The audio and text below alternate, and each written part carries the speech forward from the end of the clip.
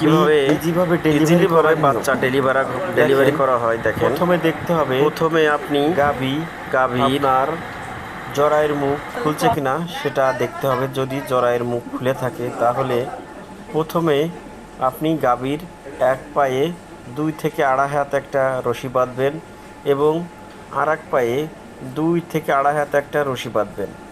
বাঁধার পরে দেখবেন জরায়ুর যে মুখটা খুলছে, আপনার মাথাটা সমানভাবে একদম পজিশনের মতো নিয়ে আসতে হবে। দেখেন আমি পা দুটো ভিতরে দিয়ে মাথাটা পজিশন মতো দিয়ে নিয়ে আসছি।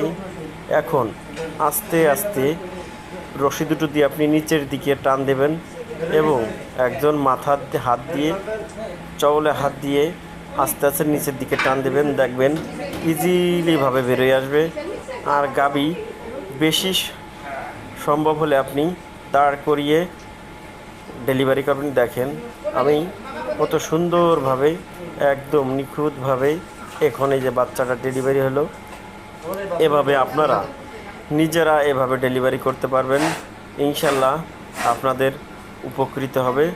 কোনো গ্রাম্য ডাক্তারদের আপনাদের টাকা দেওয়া লাগবে না, আপনারা নিজেরা নিজেদের গাভীর ডেলিভারি করতে পারবেন ইনশাল্লাহ। আশা করি ভিডিওটা আপনারা দেখে খুব উপকৃত হবেন।